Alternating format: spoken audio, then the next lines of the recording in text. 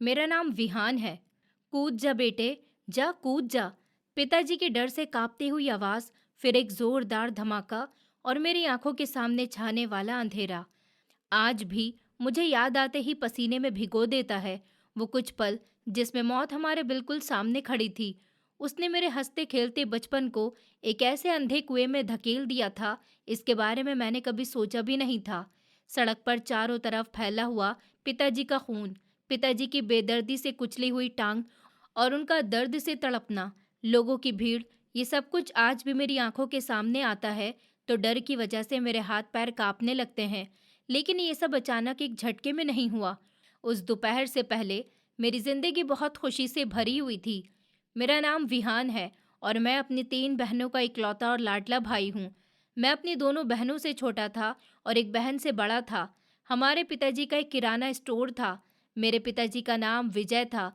उस किराना स्टोर में हर चीज़ मिलती थी और इस दुकान से हमारे घर का खर्चा बहुत अच्छे से चल रहा था। हमारा एक बड़ा परिवार था, लेकिन हमें कभी किसी चीज़ की कोई कमी महसूस नहीं हुई। मैं स्कूल में पढ़ता था और मेरी दोनों बड़ी बहनें कॉलेज जाती थी और मुझसे छोटी बहन स्कूल में पढ़ रही थी। पिताजी सारा दिन दुकान पर मेहनत करते, ग्राहकों से डील करते, मार्केट से सामान लाते ले जाते। लेकिन जब वो रात को दुकान से घर आते थे, तो उनके चेहरे पर थोड़ी सी भी थकावट या परेशानी नहीं दिखती थी। उनके हाथों में हमारे लिए हमेशा फल, चॉकलेट्स, मिठाई या फिर कोई ना कोई हमारी पसंद की चीज होती थी। घर का दरवाजा खुलते ही मेरी छोटी बहन पिताजी के पास जाती, उनका हाथ पकड़ लेती, उनके हाथ से चीज ले लेती। घर में बहुत रौनक थी। हम सब की जिंदगी बहुत सुकून से गुजर रही थी। पिताजी हमारी हर छोटी बड़ी ख्वाहिश को पूरा करते थे और हमें कभी किसी चीज के लिए मना नहीं करते थे। बड़ी बहनें अगर कभी आकर कहती कि पिताजी, मुझे कल कॉलेज में फंक्शन के लिए एक नया सूट चाहिए, हमारी सब दोस्तें नए कपड़े पहनकर आएंगी, तो पिताजी एक पल की भी देर नहीं करते थे और पैसे निकालकर उनके हाथ में रख दिया करते थे। छोटी बहन महंगे खिलौनों की जिद करती या मेरी कभी कोई फरमाइश होती तो वो एकदम पूरी हो जाती थी। हमारे घर में कभी भी पैसों का रोना नहीं रोया गया था। हमारी माँ एक बहुत ही समझदार और सुलझी हुई औरत थी। उनका नाम सविता था। वो हमेशा पिताजी को इतने लाड प्यार के ऊपर रोकती टोकती थी। किचन में काम करते हुए और रात को सोते वक्त पिताजी से कहती कि सुनिए जी, मेरी बात कान खुलकर सुन लीजिए। आप इस तरह बच्चों पर, खास तौर पर लड़कियों पर खर्च करके इन्हें अपने सर पर मत चढ़ाएं। जिंदगी का और हालात का कोई भरोसा नहीं होता। हर वक्त इंसान के पास पैसा नहीं होता। मुश्किल वक्त आते देर नहीं लगती और अगर कभी बुरा वक्त आ गया तो उनकी ये जिदें पूरी नहीं होंगी। तब आप क्या करेंगे? इन्हें थोड़ा सब्र करना भी सिखाएं ताकि कल को कुछ होता है तो ये बर्दाश्त कर सके। माँ की बात में बहुत वजन होता था। उनकी बातों में उनका तजुर्बा छलकता था। लेकिन पिताजी हमेशा हंसते हुए बात को टाल देते थे। वो माँ से हंसते हुए कहते, अरे तुम क्यों बेवजह इतनी परेशान हो रही हो? ऊपर वाले से हमेशा अच्छे की उम्मीद रखा करो। जब तक मेरे हाथ पैर चल रहे हैं, तब तक मैं अपने बच्चों को कभी किसी चीज़ की कोई कमी महसूस नहीं होने दूंगा। मेरी बेटियां राजकुमारी की तरह पलेंगी। माँ बेबसी से अपना सर हिला देती और कहती कि जैसा आप कह रहे हैं ऐसा ही हो। लेकिन मैं ये नहीं कहती कि इनकी जिद पूरी मत करो। लेकिन बुरा वक्त कभी दरवाज़ा खटखटाकर या बताकर नहीं आता। थोड़े पैसे अपने बुरे वक्त के लिए भी रखिए। आज आप कमा रहे हैं तो आपके सब रिश्तेदार आपके साथ हैं, और अगर कभी कल को कुछ बुरा होता है तो आपका सगा भाई, जिसको आप अपना मानते हो, वो भी आपके काम नहीं आएगा। दुनिया बस पैसों की भूखी है। पिताजी मुस्कुराते हुए जवाब देते कि मुझे ऊपर वाले पर पूरा विश्वास है। वो कभी मेरे साथ कुछ गलत नहीं करेगा और ना ही मेरे ऊपर कभी कोई बुरा वक्त आने देगा। तुम बस अपने बच्चों की खुशियों में खुश रहना सीखो और अच्छा अच्छा सोचो। खुश रहो, मुस्कुराती रहो। ये बात हमारे घर में हर दूसरे तीसरे दिन जरूर होती थी। हम सब भाई बहन पिताजी की साइड लेते और माँ को अकेला छोड़ देते थे। लेकिन हमें क्या पता था कि माँ का वो डर एक दिन सच हो जाएगा और वो बुरा वक्त जिसके बारे में माँ हमेशा कहती थी, वो बहुत जल्द ही हमारे सामने आने वाला है। और जैसे बड़े बुजुर्ग कहते हैं कि अगर तुम्हारे दिल में कोई डर हो तो एक ना एक दिन सच हो जाता है। मेरे साथ भी कुछ ऐसा ही हुआ। पिताजी का वो किराना स्टोर की दुकान जो हमारे घर से थोड़ी दूर थी, इसलिए पिताजी बाइक पर ही आते जाते थे। दुकान का छोटा मोटा सामान लाने के लिए भी पिताजी बाइक पर ही आते जाते थे। वो मनहूस दिन इतवार की छुट्टी होने की वजह से हम दोनों बाप बेटे दुकान पर बैठे हुए ग्राहकों को सौदा दे रहे थे। आपस में बातें कर रहे थे। पिताजी मुझे दुकान का हिसाब किताब करना सिखा रहे थे। मैं पिताजी से कह रहा था कि पिताजी, मैं जल्द ही बड़ा हो जाऊंगा, फिर ये दुकान मैं खुद संभाल लूंगा और आप घर पर आराम किया करना। वो हंसकर मेरी पीठ थपथपा रहे थे कि अचानक पिताजी के फोन की घंटी बजी। पिताजी ने फोन अपने कान से लगाया तो मेरी बड़ी बहन ने रोते हुए और घबराई हुई आवाज में कहा, पिताजी जल्दी से घर आ जाइए, माँ की तबीयत बहुत खराब है, वो बेहोश हो गई हैं, उनका ब्लड प्रेशर हाई हो रहा है और उनके सर में बहुत दर्द हो रहा है, उन्हें फौरन डॉक्टर के पास लेकर जाना है, जल्दी आइए। पिताजी बहन की बात सुनते ही घबरा गए। पिताजी के हाथ से ग्राहकों को दिया जाने वाला सौदा नीचे गिर गया। पिताजी माँ से बहुत प्यार करते थे। वो उनकी थोड़ी सी भी तबीयत खराब होने पर परेशान हो जाते थे। पिताजी ने जल्दी जल्दी ग्राहकों को सौदा दिया और फिर दुकान बंद की, दुकान में ताला लगाया, बाइक स्टार्ट की और मुझे पीछे बैठाया और फिर घर की तरफ चल दिए। पिताजी रास्ते में बार बार एक ही बात कह रहे थे कि ऊपर वाले, मेरी पत्नी ठीक हो, बस उसे कुछ नहीं हो, है ऊपर वाले, मेरे बच्चों की माँ को कुछ न हो, मेरी बच्चियां अब घर पर अकेली परेशान हो रही हैं। पिताजी ने बाइक की रफ्तार बहुत तेज कर दी क्योंकि उन्हें माँ की फिक्र अंदर ही अंदर खाए जा रही थी और वो जल्द से जल्द घर पहुंचना चाहते थे और माँ को अस्पताल लेकर जाना चाहते थे। फिर वो चौराहा आया, वो मनहूस चौराहा जो हमारी जिंदगी की सारी खुशियों और सुकून को खा गया। पिताजी ने जैसे बाइक मोड़ी, तभी सामने से एक बहुत तेजी से आता हुआ ट्रक। पिताजी इतनी देर में कुछ समझ पाए, बाइक को मोड़ पाते या ब्रेक लगा पाते। उन्होंने मुझे धक्का देते हुए चीख मारी, विहान कूद जा बेटे, अपनी जान बचा ले, कूद जा बेटे। और फिर एक जोरदार धमाका हुआ। उस ट्रक ने हमारी बाइक को एक जोरदार टक्कर मारी थी। मैं टक्कर मारने की वजह से हवा में उछलकर दूर मिट्टी में जाकर गिरा, जिसकी वजह से मुझे तो बस छोटी मोटी खरोंचें लगी, लेकिन मेरे पिताजी की टांग उस भारी ट्रक के टायर के नीचे कुचली जा चुकी थी। हड्डियां टूटने की वो आवाज़ मुझे आज भी सुनाई देती है। वो सब कुछ इतना डरावना और खतरनाक था कि मैं आज भी याद करूं तो मेरी रूह कांप जाती है, हाथ पैर ठंडे पड़ जाते हैं।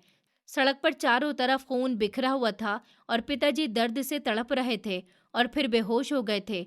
उस वक्त मेरा तो दिमाग ही काम नहीं कर रहा था। मेरा दिमाग सुन पड़ चुका था। मुझे कुछ भी समझ में नहीं आ रहा था कि मैं क्या करूं। मैं जमीन पर पड़ा हुआ दहाड़े मार मार कर रो रहा था। मैंने अपने फटे हुए कपड़ों के साथ उठने की कोशिश की और बार बार पिताजी को आवाज दे रहा था, पिताजी उठ जाइए, पिताजी उठिए ना, माँ के पास जाना है, पिताजी आंखें खोलिए। हमारे आसपास लोगों की एक बहुत ज्यादा भीड़ खड़ी हो गई थी। कुछ लोगों ने फौरन एम्बुलेंस को बुलवाया और पिताजी को बहुत ही आराम से सहारा देते हुए उठाया और खून को रोकने की बहुत कोशिश की और हम खून में लथपथ सायरन बजाते हुए एम्बुलेंस में अस्पताल की तरफ जा रहे थे। एम्बुलेंस में बैठा हुआ एक आदमी मुझे बराबर कह रहा था कि बेटा हिम्मत रखो, इनका बहुत खून बह गया है, जल्दी अस्पताल पहुंचाने की कोशिश कर रहे हैं। और जबकि घर पर माँ की तबीयत भी खराब थी और बहनें अकेली रो रही थी, वो डर, खौफ और वो बेचैनी जो मैंने किताबों में अक्सर पढ़ी थी और जो माँ कहती थी, अब वो पूरी तरह मेरी जिंदगी का कड़वा सच बनकर मेरे सामने आ चुका था। और मेरा दिल मुझसे चीख चीख कर कह रहा था कि हमारा वो हंसता खेलता परिवार, हमारी खुशियाँ, सब कुछ बर्बाद हो गया।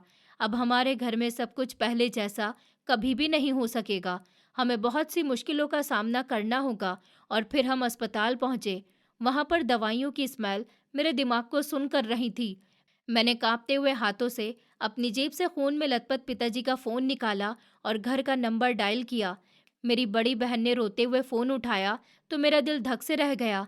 विहान, तुम और पिताजी कहाँ हो? माँ का ब्लड प्रेशर बढ़ गया था, वो बेहोश हो गई थी। हम मोहल्ले वालों की मदद से उन्हें सरकारी अस्पताल ले गए, वो इमरजेंसी में है, तुम लोग जल्दी आओ। बहन की बात सुनकर मैं और ज्यादा डर गया। एक तरफ माँ की तबीयत इतनी ज्यादा खराब थी कि वो अस्पताल में थी और दूसरी तरफ पिताजी मेरे सामने खून में लथपथ पड़े थे। उनकी टांग से बहता हुआ खून रुकने का नाम नहीं ले रहा था। कुछ आंसू बह रहे थे और मैंने जबरदस्ती खुद पर काबू करते हुए बहन से झूठ बोला, दीदी आप माँ का ख्याल रखिए, पिताजी और मैं दुकान में एक बहुत ज़रूरी काम में फंस गए हैं, हम बस कुछ देर में आते हैं, आप परेशान मत होइए।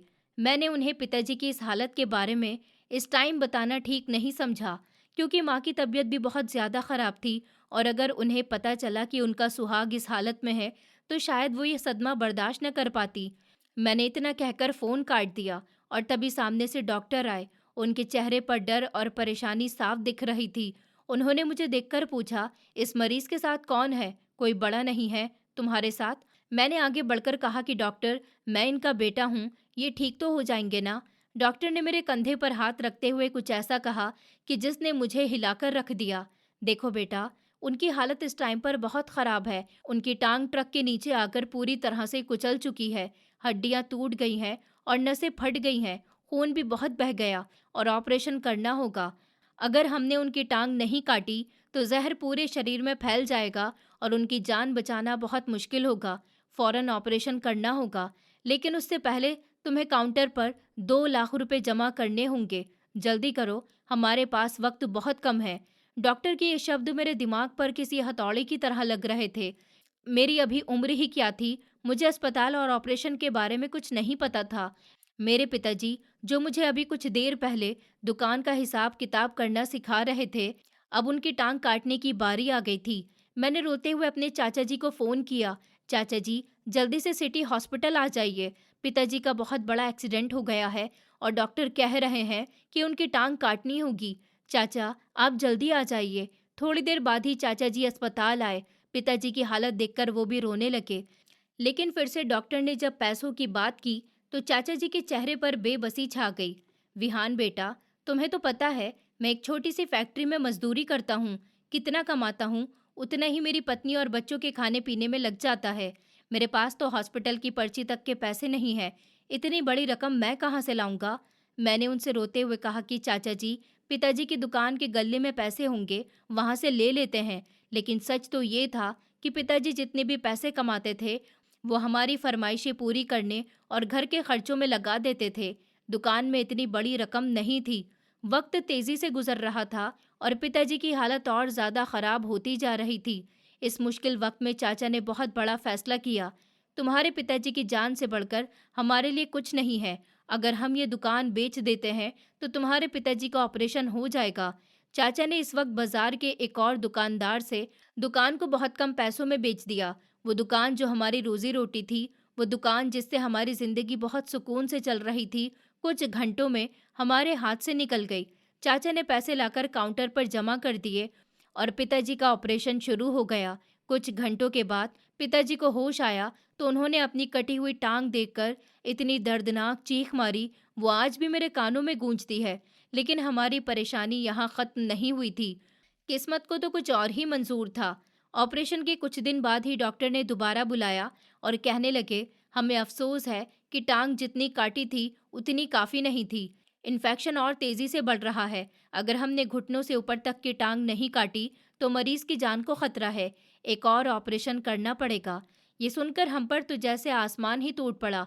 पिताजी को फिर से वही दर्द बर्दाश्त करना पड़ा। पिताजी का दूसरा ऑपरेशन हुआ और उन्होंने पूरा 1 महीना अस्पताल में गुजारा। उस 1 महीने ने हमारी पूरी जिंदगी को ही बदल कर रख दिया था।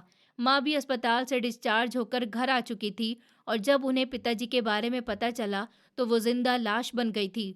दुकान के बिकने से जो पैसे मिले थे पिताजी के इलाज में और अस्पताल की महंगी रिपोर्ट्स और दवाइयों में पानी की तरह बह गए थे।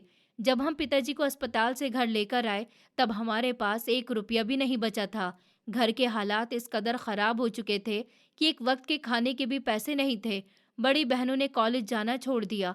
छोटी बहनों का स्कूल से नाम कट गया। मगर सबसे बड़ी परेशानी की बात ये थी कि डॉक्टरों ने पिताजी को डिस्चार्ज करते वक्त दवाइयों की एक लंबी चौड़ी लिस्ट दी थी और बहुत सख्ती से कहा था कि इन्हें दवाई लगातार खिलानी होगी। अगर एक दिन के लिए भी इन्हें दवाई नहीं खिलाई गई तो उनकी हालत खराब हो सकती है और फिर से इन्हें हॉस्पिटल में एडमिट करना होगा। हमने उनकी वो बात सुन ली और चुपचाप अपने घर आ गए। मगर हमारे पास दवाइयों के लिए पैसे नहीं थे। पिताजी रात भर दर्द की वजह से सो नहीं पाते थे और बेचैन रहते थे। विहान बेटा, टांग में बहुत दर्द है। मुझे ऐसा लग रहा है जैसे कोई मेरी टांग पर हथौड़ा मार रहा है। बेटा, मुझे दवाई तो ला दे। पिताजी की इस हिचकियां मुझसे बर्दाश्त नहीं होती। मैं जो पिताजी का लाडला बेटा था, आज मैं उनकी हालत देखकर अंदर ही अंदर मर रहा था। घर का चूल्हा भी ठंडा पड़ चुका था। मुझे याद है वो दोपहर जब मेरी छोटी बहन भूख से रो रही थी तो माँ ने उसे तसल्ली देने के लिए एक पानी का ग्लास पिलाकर सुला दिया था। बड़ी बहन ने अपनी कॉलेज की किताबें चुपचाप अलमारी में उठाकर रख दी थी ताकि पिताजी की उन पर नजर न पड़े और वो खुद को और बेबस ना समझे। हमारे घर की हालत मुझसे सही नहीं जा रही थी। मैंने रोते हुए अपने कमरे में जाकर अपने स्कूल की किताबों को एक बॉक्स में रखा और आखिरी बार उन्हें छूकर जैसे अपने बचपन का गला घोट दिया हो। ये वक्त रोने का नहीं, पिताजी का सहारा बनने का था। उसी दिन से मैं किसी काम की तलाश में घर से निकल गया और पूरी मार्केट में इधर उधर घूमने के बाद और फिर एक कपड़े की दुकान पर मुझे नौकरी मिल गई। उस दुकान का मालिक एक बहुत ही लालची कंजूस आदमी था। उसने मुझे देखते ही कहा था कि देखो लड़के, मुझे कामचोर और बहानेबाजों से सख्त नफरत है। सुबह 9 बजे काम पर आना होगा और रात को 8 बजे छुट्टी होगी। कपड़ों के थान उठाने हैं और दुकान की सफाई करनी है और ग्राहकों को कपड़े दिखाने हैं। काम करने में थोड़ी सी भी सुस्ती की तो दुकान से बाहर फेंक दूंगा। मैंने हाँ में सर हिला दिया, क्योंकि मुझे हर हाल में पिताजी के लिए पैसे जमा करने थे।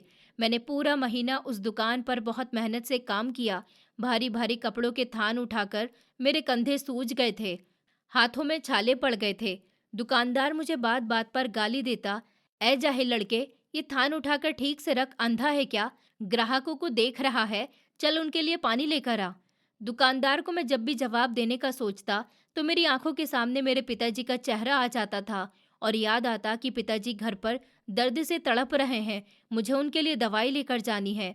मैं फिर खामोशी से सर झुकाकर अपना काम करने लग जाता। कुछ दिन यूं ही गुजर गए। महीना खत्म होने वाला था और घर में पिताजी की दवाइयाँ बहुत थोड़ी, बल्कि गिनती की कुछ गोलियां ही रह गई थी। और मैं अच्छे से जानता था कि अगर पिताजी को एक दिन भी दवाई नहीं दी गई तो पिताजी का वो गहरा जख्म और बढ़ जाएगा और उनकी वो दर्द भरी चीखें मुझसे नहीं सुनी जाती। इसी मजबूरी की खातिर जब महीने की आखिरी शाम वो दुकानदार दुकान पर बैठा पैसे गिन रहा था, मैं डरते डरते उसके पास गया और धीरे से बोला, मालिक, आज मेरा महीना पूरा हो गया है। अगर आप मुझे मेरी मेहनत के पैसे दे दें तो आपकी बहुत मेहरबानी होगी।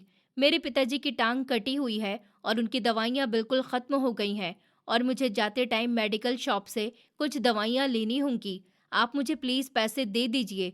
उस दुकानदार ने पैसे गिनना बंद किया और हैरत से मेरी तरफ देखा और एकदम अपनी जगह से उठ खड़ा हुआ और उसने पैसे टेबल पर पटकते हुए जोर से कहा, कैसे पैसे? किस बात के पैसे? तुम जैसे गरीब लड़कों को मैंने यहाँ पर तरस खाकर रखा था। गरीब है, 2 वक्त की रोटी खा लेगा। तुमने पूरे महीने दुकान में क्या ही किया? 2 सूट बेचे नहीं कि आ गए भिखारियों की तरह पैसे मांगने। कल जो तुमने चाय का कप तोड़ा था, उससे पहले जो तुमने सूट खराब किया था, उसके पैसे कौन देगा? तुम्हारा बाप। उसकी ये बात सुनकर मेरी आंखों में आंसू आ गए। मैंने रोते हुए कहा, मैंने दिनों रात आपकी दुकान पर दिल लगाकर मेहनत की है, मुझ पर ये जुल्म मत कीजिए। मेरे पिताजी बिस्तर पर पड़े हैं। मुझे सिर्फ मेरी मेहनत के पैसे दे दीजिए, मैं आपके आगे हाथ जोड़ता हूँ। लेकिन उस जालिम इंसान के दिल में जरा भी रहम नहीं आया। उस दुकान ने मेरा गिरेबान पकड़कर और मुझे जोर से धक्का देते हुए दुकान से बाहर निकाल दिया। चल निकल मेरी दुकान से। आज के बाद अपनी ये मनहूस शक्ल मुझे मत दिखाना। तेरे जैसे भिखारियों के लिए मेरी दुकान में कोई जगह नहीं है। आ जाते हैं हर दूसरे दिन हाथ फैलाकर। चल निकल यहाँ से। उसने मुझे इतनी जोर से धक्का दिया कि मैं सड़क पर जाकर गिरा। मेरे घुटनों और हाथों से खून निकलने लगा। उस दुकान के और दूसरे नौकर जो वहां पर काम करते थे, वो मुझे हमदर्दी से देखने लगे, लेकिन किसी में भी इतनी हिम्मत नहीं थी जो दुकानदार के सामने बोल सके। मैं वहीं पर पड़ा हुआ अपने आंसुओं को जमीन पर गिरता हुआ देख रहा था। मुझे अपने शरीर पर लगी हुई चोटों से ज्यादा इस बात का दर्द था कि जब आज मैं घर वापस जाऊंगा और पिताजी मुझे देखेंगे और उन्होंने मुझसे अपनी दवाइयों के बारे में पूछा, तो मैं उन्हें क्या जवाब दूंगा। मेरी मेहनत बर्बाद हो चुकी थी। मेरा दिल उस दुकानदार के जुल्म पर खून के आंसू रो रहा था। उस जालिम आदमी के मुझे दुकान से धक्के देकर बाहर निकालने के बाद मेरे शरीर में तो दर्द ही हो रहा था, लेकिन उससे ज्यादा मेरी रूह छलनी थी। और दुख की बात ये थी कि उसने मुझे दुकान से बाहर निकालते वक्त मेरा कोट इतनी जोर से पकड़कर खींचा कि वो ऊपर की जेब के पास से फट गया था। मैं सड़क से उठा और अपने पुराने कोट को फटी हुई जगह से पकड़कर धीरे धीरे घर की तरफ चल दिया। पूरे रास्ते जो दुकानदार ने मुझसे कहा था, उसकी वो बातें मेरे कानों में गूंजती रहीं। तुझ जैसे भिखारी के लिए यहाँ कोई जगह नहीं, निकल यहाँ से। इन तानों ने मुझे अंदर तक झंझोड़ कर रख दिया था। मैं चलता हुआ घर तो जा रहा था, लेकिन मेरा दिल यही बात सोच सोच कर कांप रहा था, खाली हाथ घर कैसे जाऊंगा? पिताजी जब मुझसे दवाई मांगेंगे तो उन्हें मैं क्या जवाब दूंगा? मैं यही सोचता हुआ चल रहा था कि मेरी नज़र तभी एक दवाइयों की दुकान पर पड़ी। वहां पर रखी हुई दवाइयां, उन्हें देखकर मेरे कदम वहीं रुक गए। मैं वहां पर खड़ा बेबसी से अपनी खाली जेबों को देखने लगा। मेरा दिल कर रहा था कि मैं दुकान के अंदर जाऊं और दुकान पर बैठे हुए आदमी से कहूं कि मुझे बस मेरे पिताजी के लिए दवाई दे दो, मैं अपनी पूरी जिंदगी तुम्हारी दुकान पर सफाई करूंगा। लेकिन मुझे पता था कि इस दुनिया में मुझ जैसे गरीब की आंसू की कोई कीमत नहीं थी। मैंने गहरी सांस ली और अपने आंसू साफ किए और वहां से घर की तरफ चल दिया। मैं घर पर पहुंचा तो मेरी हालत बहुत खराब थी। मेरी आंखें रो रो कर लाल हो चुकी थी। मैं दरवाज़ा खोलकर चुपचाप अंदर गया। माँ तो आखिर माँ होती है। उसकी नज़रों से बच्चों का दुख कहाँ छुप सकता है। पिताजी अपने कमरे में लेटे हुए थे। उन्होंने मेरी तरफ देखा और वो घबराकर बोले, विहान, क्या हुआ बेटा? तेरा चेहरा क्यों उतरा हुआ है और तेरा ये कोट कैसे फट गया? मैं पिताजी को वो सब कुछ बताकर परेशान नहीं करना चाहता था। फिर माँ मेरे पास आई। उन्होंने मुझसे कहा कि बेटा, क्या हुआ? तू क्या अपनी माँ को भी नहीं बताएगा? बता मुझे, क्या बात है? तो मैंने उनकी तरफ देखा और कहा, कुछ नहीं माँ। मैं उन्हें कैसे बताता कि मुझे नौकरी से निकाल दिया गया है और पिताजी की दवाई के लिए पैसे नहीं मिले। कहीं ये बात सुनकर फिर से माँ की तबीयत खराब न हो जाती। मैं अपने चेहरे पर जबरदस्ती झूठी मुस्कान लाते हुए और बात को टालते हुए बोला कि कुछ नहीं माँ, बस दुकान पर काम आज बहुत ज्यादा था, इसलिए थोड़ा थक गया हूँ। और ये कोट तो रास्ते में आते हुए मैं एक साइकिल से टकराया तो उसमें अटक कर फट गया। आप टेंशन मत लीजिए, मैं बिल्कुल ठीक हूँ। मगर वो मेरी माँ थी, मुझे बहुत अच्छे से जानती थी। वो जानती थी कि मैं उनसे झूठ बोल रहा हूँ और कुछ ना कुछ तो ऐसा ज़रूर हुआ है जिसकी वजह से मैं बहुत परेशान हूँ। और वो खुद भी परेशान होती रही और मुझसे बार बार पूछती रही कि मुझे सच सच बताओ बेटा, तुम मुझसे कुछ छुपा रहे हो, तुम मुझे बता क्यों नहीं रहे कि आखिर क्या बात है? दुकान वाले ने कुछ कहा है क्या? माँ के बार बार पूछने पर मेरी आंखों में दोबारा आंसू आ गए, लेकिन मैंने खुद पर कंट्रोल किया। और फिर पिताजी मुझे आवाज़ देने लगे, विहान बेटा, क्या बात है? तेरी माँ तुझसे कुछ पूछ रही है और तू जवाब क्यों नहीं दे रहा? मैंने अपने आंसू साफ किए और पिताजी के पास जाकर बोला, कुछ भी नहीं पिताजी, आप तो बस यूं ही परेशान हो रहे हैं। बस थोड़ा थक गया हूँ, इसलिए सर दर्द हो रहा है। मैं अपने कमरे में जाकर आराम कर लेता हूँ, फिर आपके पास आता हूँ। आपको दवाई भी तो देनी है। ये बहाना बनाकर मैं जल्दी से अपने कमरे में चला गया। अंदर से दरवाज़ा बंद कर लिया ताकि अब कोई और मुझसे कोई सवाल न कर सके। कमरे में जाकर मैं सीधा अपने बेड पर लेट गया और फूट फूट कर रोने लगा, अपने हालात पर, अपनी बेबसी पर। कुछ देर के बाद जब मेरे आंसू रुके तो मुझे याद आया कि मेरा ये कोट फट गया था। ठंड बहुत ज़्यादा थी और मेरे पास उस कोट को पहनने के अलावा कोई और गर्म कपड़ा भी नहीं था। और अगर ये भी नहीं सिया तो कल बाहर कैसे जाऊंगा? यही सोचकर मैंने कोट उतारा और माँ की सिलाई मशीन से सुई धागे वाला डिब्बा निकालकर कोट सीने बैठ गया। सुई में धागा डालने से पहले जब मैंने कोट को सीधा किया और उसकी जेब में हाथ डाला तो जेब नीचे से फटी हुई थी और मेरा हाथ पूरा अंदर चला गया और मेरी उंगलियां किसी अजीब सी छोटी सी चीज से टकराईं। उसके अंदर कुछ छोटा सा सिक्के जैसा था। जब मैंने ठीक से छूकर देखा तो मुझे पता चला वो जेब तो फटी हुई थी, वो नीचे से अंदर तक फटी हुई थी और वहां पर वो चीज थी। पहले मुझे लगा कि शायद इसके अंदर ऐसे ही कुछ पड़ा होगा, लेकिन फिर जब मैंने अपनी उंगलियों से उसे छूकर देखा तो मुझे कुछ अजीब सी खुदरी हुई सी गोल सी चीज लगी। और फिर जब मैंने थोड़ा और अंदर हाथ डालकर उसको बाहर निकाला तो मेरी आंखें खुली की खुली रह गईं। मेरे पैरों के नीचे जमीन निकल गई। वो छोटा सा चमकता हुआ पत्थर कोई पत्थर नहीं, बल्कि एक हीरा था जो हल्की सी रोशनी में भी इतनी तेज चमक रहा था। मैंने उसे अपनी हथेली पर रखा और परेशान होते हुए कमरे में टहलने लगा। फिर मेरे चेहरे पर एक मुस्कान आई। फिर मैं खुद से बातें करते हुए कहने लगा कि वाह रे किस्मत, किसी ने अपनी जेब में ये रखा होगा और उसकी जेब फट गई थी और उसने इस कोट को पुराना समझकर बेच दिया होगा। लेकिन फिर मैंने सोचा कि नहीं, जैसा मैं सोच रहा हूँ वैसा कुछ नहीं है। ये कोई हीरा नहीं है। कोई अपनी जेब में हीरा क्यों रखेगा? और रखेगा भी तो उस कोट को इतनी आसानी से तो नहीं बेच देगा। हो सकता है ये ऐसे ही कोई पत्थर हो और किसी बच्चे ने खेलते हुए अपनी जेब में रख लिया हो। और फिर मैंने इस बारे में ज्यादा नहीं सोचा। उस वक्त मैं वैसे भी बहुत परेशान था। मुझे पिताजी की दवाइयाँ लानी थी और मेरे पास पैसे नहीं थे। मैंने सोचा कि इसे बाहर फेंक दूं, लेकिन फिर पता नहीं अचानक मेरे दिल में क्या आया। मैं उस पत्थर को लेकर बाहर गया। बाहर जाकर पिताजी की दवाइयों के पुराने डब्बों में डाल दिया जो उनके बेड के साइड टेबल पर रखे। मुझे नहीं पता था कि ये पत्थर, जिसे मैं तो मामूली समझ रहा था, ये कोई मामूली सा पत्थर नहीं था, बल्कि ये मुझे मेरी परेशानी से आज़ाद करने वाला था।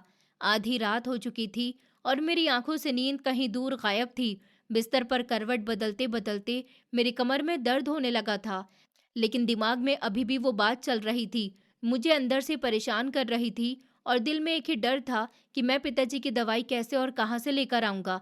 अगर कल दोपहर तक पिताजी को दवाई नहीं मिली तो क्या होगा? ये सोच-सोच कर मेरी जान जा रही थी।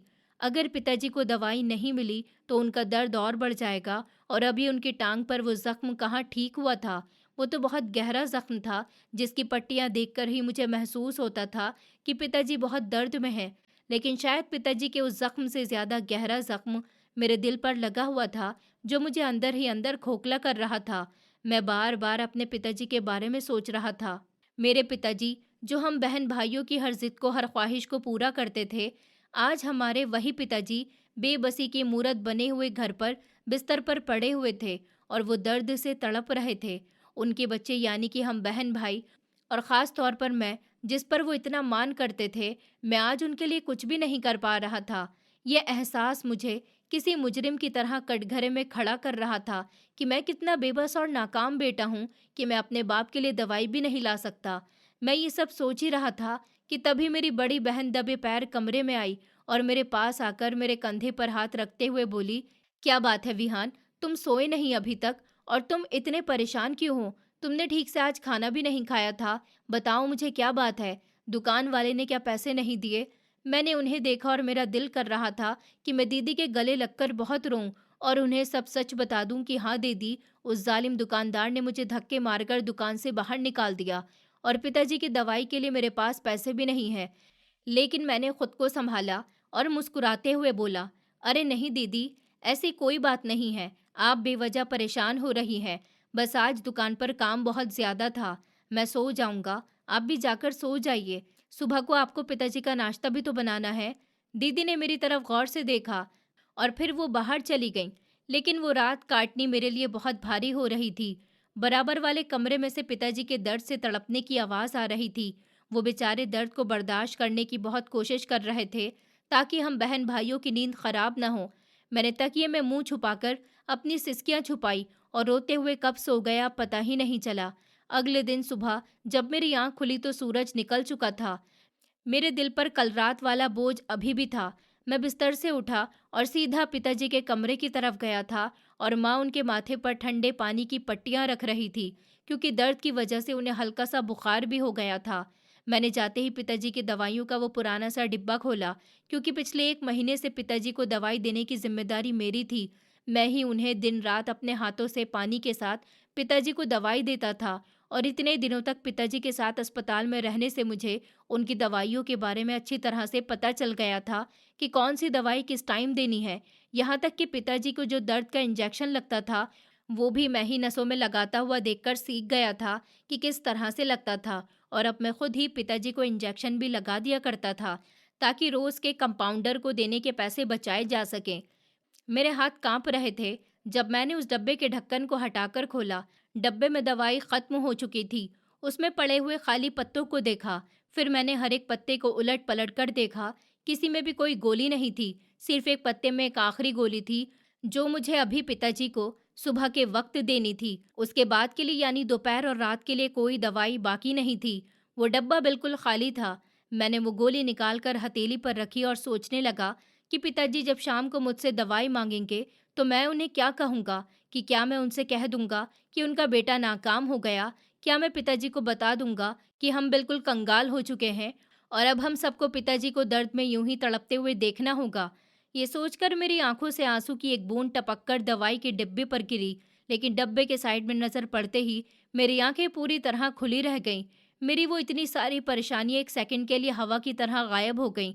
मेरे मुंह से एक हल्की सी आवाज निकली, ये क्या है? मैंने घबराकर अपने इधर उधर देखा। माँ पिताजी की तरफ पीठ करके बैठी थी और पिताजी की आंखें दर्द की वजह से बंद थीं। मैंने दोबारा डब्बे के उस कोने में देखा पत्थर। हाँ, वही छोटा सा अजीब पत्थर जो मैंने रात अपने फटे हुए पुराने कोट से निकालकर बहुत ही लापरवाही से इस डब्बे में डाल दिया था। वो उस वक्त उस डब्बे में बल्ब की रोशनी की तरह चमक रहा था, जैसे कोई बहुत ही कीमती हीरा हो, और उसमें से खुद ही रोशनी आ रही हो। उस पत्थर की वो चमक और रोशनी मेरी आंखों में चुभ रही थी। रात में मैंने जब उसे अपने कोट की जेब से निकाला था, तब भी वो कमरे की उस हल्की सी रोशनी में मुझे एक बहुत ही आम सा पत्थर लगा था। लेकिन अब सुबह की रोशनी में पड़ा हुआ ऐसे चमक रहा था जैसे वो मुझे चीख चीख कर बुला रहा हो, अपनी अहमियत का एहसास दिला रहा हो। मेरी सांसें रुकने लगी, धड़कन बहुत तेज हो गई। मैंने अपने कांपते हुए और पसीने से भीगे हुए हाथों को आगे बढ़ाया और डरते डरते उस चमकते हुए पत्थर को उठाया। उसको छूते ही मुझे एक अजीब सी ठंडक का एहसास हुआ। मैंने उसे डब्बे से बाहर निकालकर अपनी हथेली पर रखा। ये पत्थर अब मेरे हाथ में रखा था और इसमें से लगातार रोशनी निकल रही थी, जैसे कोई फिल्म चल रही हो।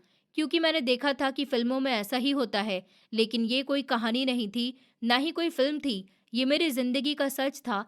और मैं अपने फटे पुराने कपड़ों में वो बेबस और लाचार लड़का था जिसके बाप की कटी हुई टांग की दवाई के लिए पैसे नहीं थे। फिर ये कीमती चमकता हुआ पत्थर उस पुराने कोट में कहाँ से आ गया, और ये कोट उस बाजार में कैसे पहुंच गया? मैं उस हीरे को देख रहा था और मुझे कुछ भी समझ नहीं आ रहा था कि मैं खुशी से चीखूं या डर कर फेंक दूं या पिताजी और माँ को दिखाऊं। एक पल के लिए तो मैं भूल ही गया था कि मुझे पिताजी को दवाई भी देनी है। मेरा पूरा ध्यान इस चमकदार पत्थर में था, जो मुझे मेरी बंद किस्मत के दरवाजे की चाबी लगा, जो ऊपर वाले ने मेरे उस फटे पुराने कोट के सहारे से मुझ तक पहुंचाया था। मैंने उस चमकते हुए पत्थर को एकदम अपने कोट की जेब में रखा, क्योंकि पिताजी अब दर्द से और ज्यादा तड़प रहे थे और मैं नहीं चाहता था कि उस वक्त कोई भी उस पत्थर को देखे। मैंने गिलास में पानी भरा और डब्बे में से वो आखिरी गोली निकालकर पिताजी के पास गया और बोला कि पिताजी, ये लीजिए आपकी दवाई, खा लीजिए, इससे आपका दर्द कम हो जाएगा। मैंने पिताजी को सहारा देते हुए उठाया। पिताजी ने मेरे हाथ से वो गोली ली और पानी के साथ निगलते हुए खा ली और बहुत ही हल्के से मुझसे पूछा कि विहान बेटा, तू सुबह से मेरे पास बैठा है, दुकान पर नहीं जा रहा, और तेरा चेहरा क्यों उतरा हुआ है? मुझे सच बता, क्या दुकान वाले ने तुझे तेरी मेहनत के पैसे नहीं दिए? अगर ऐसा है तो तू परेशान मत हो और इस तरह अपना दिल छोटा मत कर। मुझे तेरी ये परेशानी बर्दाश्त नहीं होती। मैंने जबरदस्ती मुस्कुराते हुए झूठ बोला कि अरे नहीं पिताजी, ऐसी तो कोई बात नहीं है। दुकान वाले ने तो मुझे कई दिन की छुट्टी दी है ताकि मैं आपकी देखभाल कर सकूं, और उसने कहा है कि वो जल्दी पैसे दे देगा। आप बस आराम कीजिए, मैं अभी बाजार से आपकी दवाइयाँ लेकर आता हूँ।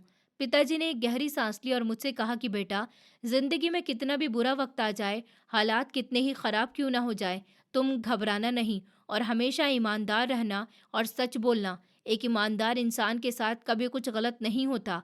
मुझे तेरे ऊपर पूरा भरोसा है।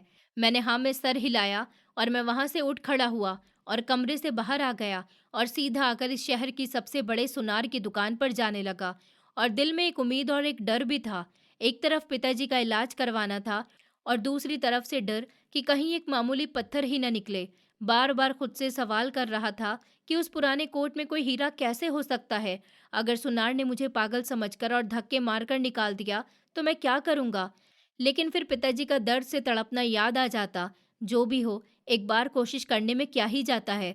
मैं खुद को तसल्लियां दे रहा था। अगर ये पत्थर ही निकला तो कम से कम मुझे इस बात की तसल्ली तो रहेगी कि मैंने कोशिश की।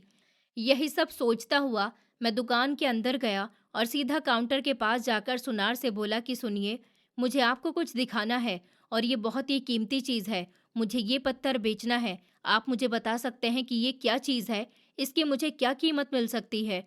उस सुनार ने मुझे ऊपर से लेकर नीचे तक देखा और बोला कि तुम्हारे पास ऐसा क्या कीमती हो सकता है? जो भी है जल्दी दिखाओ, मेरे पास फालतू वक्त नहीं है। मैंने जेब से वो पत्थर निकालकर काउंटर पर रख दिया।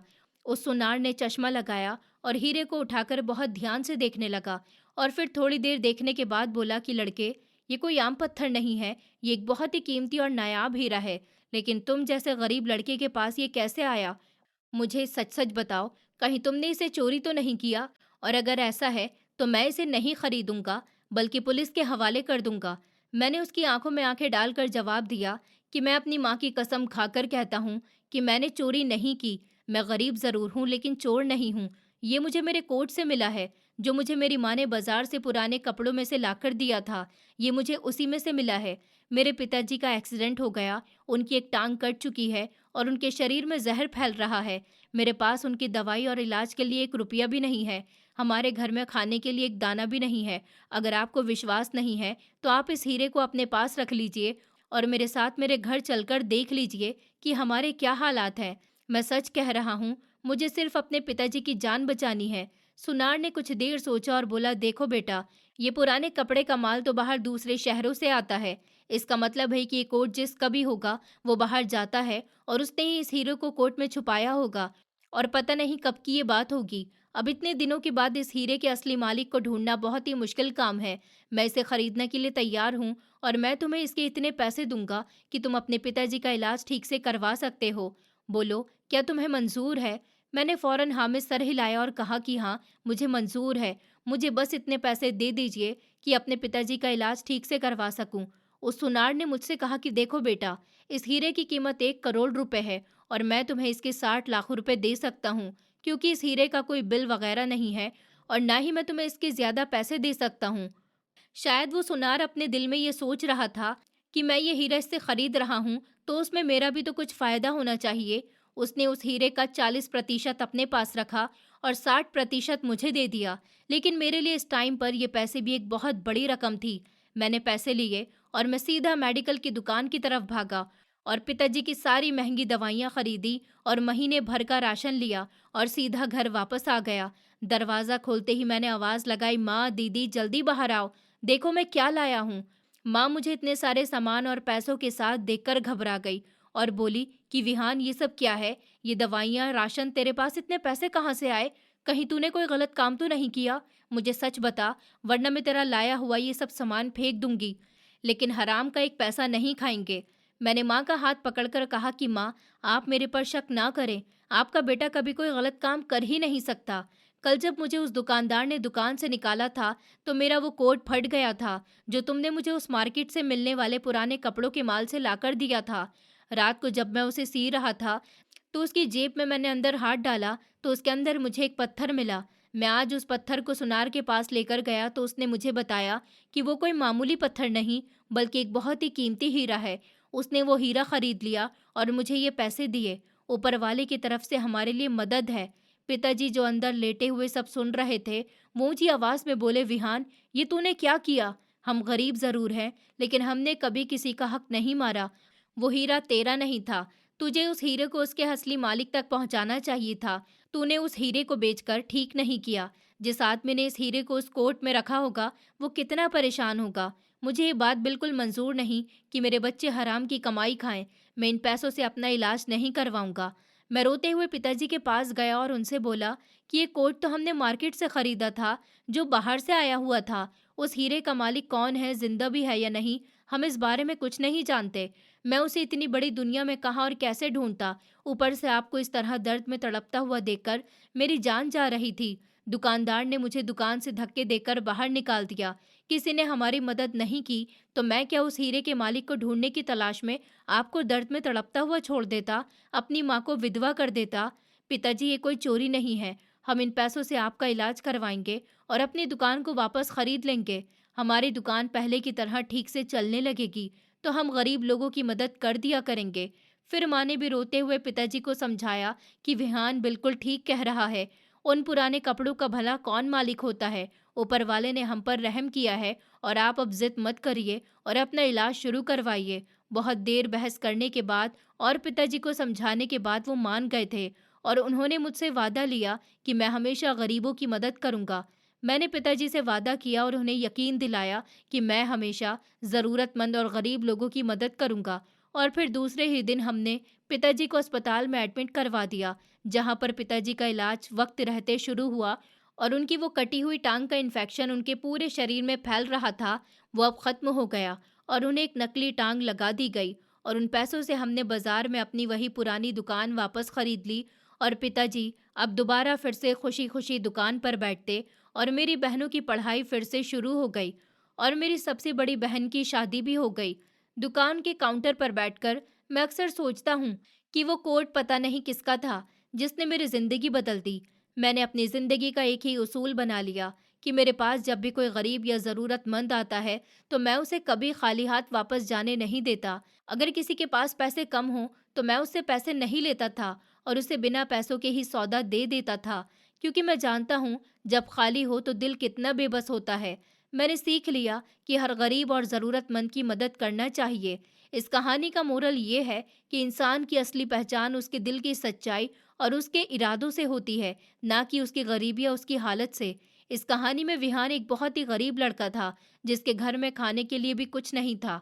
उसके पिताजी घायल थे और उनकी टांग कट चुकी थी। परिवार बहुत बड़ी मुश्किल में था। ऐसे समय में भी विहान ने कभी गलत रास्ता अपनाने के बारे में नहीं सोचा। वो परेशान जरूर था, लेकिन उसके दिल में ईमानदारी और सच्चाई थी।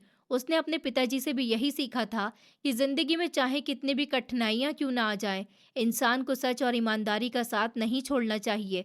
यही वजह थी कि जब उसे वो हीरा मिला तो उससे पहले तो डर और संदेह महसूस किया, लेकिन उसने किसी से झूठ बोलकर या चोरी करके पैसे कमाने की कोशिश नहीं की। वो सीधे सुनार के पास गया और उसने सच सच सारी बात बता दी। इससे ये सीख मिलती है कि सच्चाई हमेशा इंसान को मजबूत बनाती है, और जो इंसान सच बोलता है उसे किसी से डरने की जरूरत नहीं होती। इस कहानी से हमें ये भी सीख मिलती है कि जीवन में उम्मीद कभी नहीं छोड़नी चाहिए।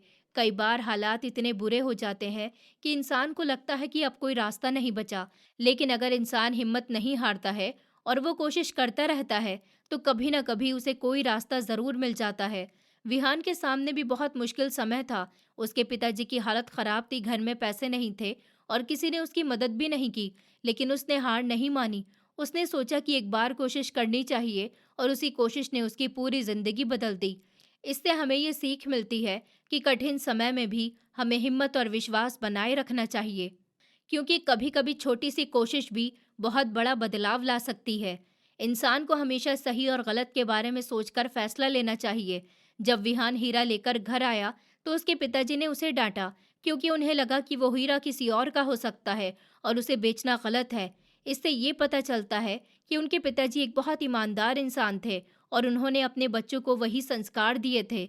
भले ही वो बहुत गरीब थे, लेकिन उन्होंने कभी किसी का हक मारने की बात नहीं सोची। इससे हमें ये सीख मिलती है कि सच्चे और अच्छे संस्कार पैसे से भी ज्यादा कीमती होते हैं, क्योंकि वही इंसान को सही रास्ते पर चलना सिखाते हैं। विहान को वो हीरा किसी चोरी या धोखे से नहीं मिला था, बल्कि वो पुराने कपड़ों में छुपा हुआ था जो उसकी माँ बाजार से लाई थी। ये एक तरह से ऊपर वाले की तरफ से आई हुई मदद थी, जिसने गरीब परिवार की जिंदगी बदल दी। इससे ये सीख मिलती है कि अगर इंसान का दिल साफ हो और वो मेहनत और ईमानदारी से जीवन जीता है, तो ऊपर वाला किसी न किसी रूप में उसकी मदद जरूर करता है। जब इंसान खुद गरीबी और कठिनाइयों का सामना करता है, तो वो दूसरों के दर्द को बेहतर तरीके से समझ पाता है। विहान ने अपने जीवन में बहुत संघर्ष देखा था, इसीलिए जब उसकी जिंदगी बेहतर हुई तो उसने ये फैसला किया कि वो भी कभी किसी गरीब या जरूरतमंद को खाली हाथ वापस नहीं भेजेगा। वो जानता था कि जब जेब खाली होती है तो दिल कितना मजबूर और बेबस हो जाता है। इसलिए उसने दूसरों की मदद करना अपना नियम बना लिया। जब हमारी जिंदगी में अच्छा समय आए तो हमें उन लोगों को नहीं भूलना चाहिए जो मुश्किलों में हैं, बल्कि हमें उनकी मदद करनी चाहिए। अगर इंसान मुश्किल समय में भी अपने अच्छे संस्कार और सच्चाई को नहीं छोड़ता, तो वो एक दिन उसकी मेहनत और उसका धैर्य जरूर रंग लाता है। साथ ही ये भी जरूरी है कि जब हमें सफलता या धन मिले तो हमें घमंड नहीं करना चाहिए, बल्कि दूसरों की मदद करनी चाहिए, क्योंकि सच्ची खुशी दूसरों के जीवन में खुशियां लाने से ही मिलती है। यही इस कहानी का असली संदेश और सबसे बड़ा मोरल है कि इंसान को हमेशा ईमानदार रहना चाहिए, मेहनत करते रहना चाहिए और ज़रूरतमंद लोगों की मदद करने से कभी पीछे नहीं हटना चाहिए। दोस्तों, उम्मीद करती हूँ आपको हमारी कहानी पसंद आई होगी। कहानी पसंद आई है तो वीडियो को लाइक करें, चैनल पर नए हैं तो चैनल को सब्सक्राइब करें और हाँ, नोटिफिकेशन बेल को ज़रूर दबाएं ताकि अगली अपडेट सबसे पहले आपको मिले।